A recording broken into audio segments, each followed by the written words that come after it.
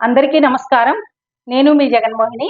Telugu సౌరభాలు channel ద్వారా శతక వైభవం శీర్షికతో సుమతి శతకం నుంచి 10వ విభాగానికి మీ అందరికీ స్వాగతం పలుకుతూ, ఈ విభాగంలో మరో చక్కని పద్యరత్నాన్ని, దాని యొక్క భావాన్ని మనం తెలుసుకునే ప్రయత్నం చేద్దాం.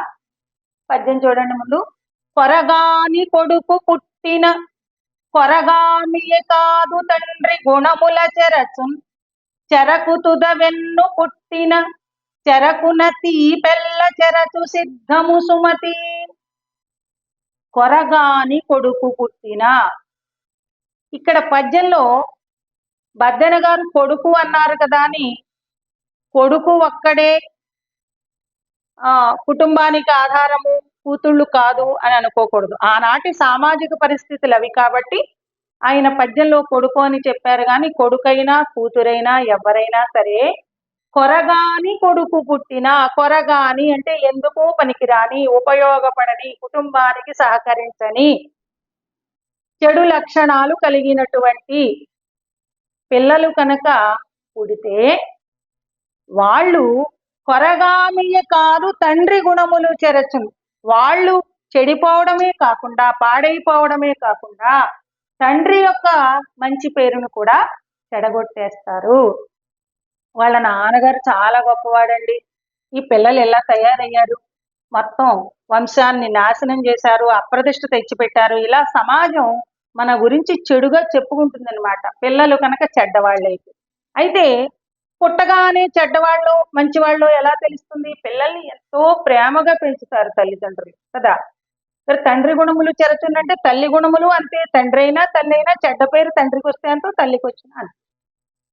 తల్లిదండ్రులకి మంచి పేరు రావాలంటే పిల్లలు ఎలా పెరగాలి? బుద్ధిమంతులుగా పెరగాలి, సంస్కారవంతులుగా పెరగాలి, వినయవంతులుగా పెరగాలి. అంటే తల్లిదండ్రులు పిల్లల్ని అలా పెంచాలి.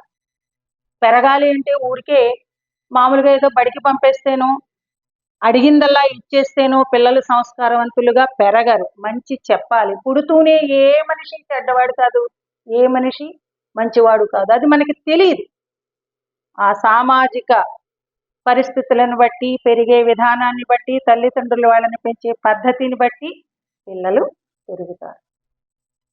అలా సరిగా కనుక పెరగకపోతే వాడు పాడైపోవడమే కాకుండా ఆ పిల్లలు నాశనం అయిపోవడమే కాకుండా, ఈవేళ చాలా మంది పిల్లలు చూడండి సెల్ ఫోన్కి బానిసలు, లేకపోతే పెద్ద పెద్ద ఆఫీసర్ల పిల్లలు ఆత్మహత్యలు చేసుకుంటున్నారు. ఐఏఎస్ ఐపీఎస్ ఆఫీసర్ల పిల్లలు కూడా చదువుకునేటప్పుడు మనస్తాపం చెంది ఆత్మహత్య చేసుకున్నామని, నా ఆత్మహత్యకు ఎవరు కారణం కాదు అని సూసైడ్ నోట్లో రాసి తగ్గిపోతుంది. ఇది ఎంత అప్రదిష్ట! వాళ్ళ హోదాకి తగిన పనైనా పిల్లలు చేసేది కాదు. ఇలాంటి పిల్లలు ఉండడం వల్ల ఏమవుతుందిట, వాళ్ళ జీవితం నాశనమే కాకుండా, వాళ్ళ పేరు పోవడమే కాకుండా, వాళ్ళు పాడైపోవడమే కాకుండా తల్లిదండ్రులకి కూడా చెడ్డ పేరు తీసుకొస్తారు. దీనికి ఉదాహరణ ఏం చెప్తున్నాడు? చెరకు తుద వెన్ను పుట్టిన చెరకున తీపెల్ల చెరచు సిద్ధము సుమతి. చెరకు గెడ, షుగర్ కేన్ అంటాం కదా మనం. ఆ చెరకు గెడ ప్రతి కణుపు దగ్గర ఒక్కొక్కసారి వెన్ను వేసిందంట, వెన్ను పుట్టిందంట, అంటే పుచ్చు పడుతుంది అనమాట. చెరకు గెడంతా బాగుండి ఆ కణుపుల దగ్గర ఆ చివర్లో ఈ పుచ్చు పట్టింది అనుకోండి, మొత్తం అది ఏం చేస్తుందంటే గెడలో ఉండి తీపంతా కూడా అది లాగేసుకుంటుంది పురుగు. దాన్ని వెన్ను పుట్టడం అంట. ఆ చెరకు గెడకి చివర ఈ వెన్ను పుట్టి చెరకులో ఉండి తీపినంతా ఎలాగైతే పాడు చేస్తోందో, నాశనం చేస్తోందో, అలాగే చెడ్డ పిల్లల కనుక వంశంలో ఉంటే ఆ కుటుంబం అంతా కూడా తరతరాలుగా అది ఆ చెడ్డ పేరు అలా వస్తూనే ఉంటుంది.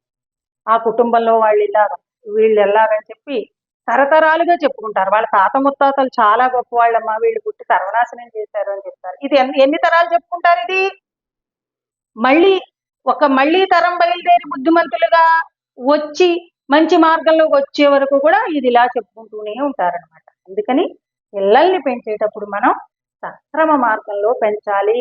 కష్టమే, కొంచెం కష్టమైన ఈ బిజీ లైఫ్ లో ఇంకా కష్టం. భార్యాభర్తలు ఇద్దరు ఉద్యోగాలు అయితే మరీ కష్టం. అయినా సరే వాళ్ళ కోసం సమయం కేటాయించాలి, మంచి చెడులు చెప్పాలి. ఏదో నాబోటి అమాయకురాలు చెప్పిన వీడియోలను అవసరమైతే చూపించాలి. ఈ సుమతి శతకం అని, వేమన శతకం అని ఇట్లాంటి ఒకసారి చూపించి ఇవి లక్షణాలు సమాజంలో ఉండాలంటే ఇలా ఉండాలి, ఫలానా మేడం గారు చెప్తున్నాడు చూడరా బాబు అని చెప్పి కనీసం ఆ ఇచ్చే సెల్ ఫోన్లో వాళ్ళు మంచి ఛానల్స్ చూసేలాగైనా వాళ్ళని ప్రోత్సహించి మంచిగా తీర్చిదిద్దితే సమాజము ఆరోగ్యవంతంగా ఉంటుంది. పిల్లలు చెడిపోతే ఆ తప్పు తల్లిదండ్రులదే కానీ మరి ఎవరిది కాదు.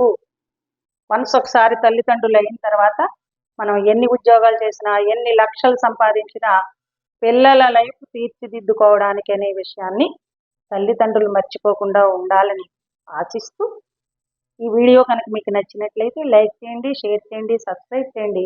మరో మంచి వీడియో చేసే అవకాశాన్ని నాకు కలిగించండి. పెద్దదానిగానే చెప్తున్నాను, ఇవన్నీ మాకివిడు బుద్ధులు చెప్తోంది ఏమిటి అని అనుకోకండి. సహృదయంతో అర్థం చేసుకుంటారని ఆశిస్తూ థ్యాంక్ యూ.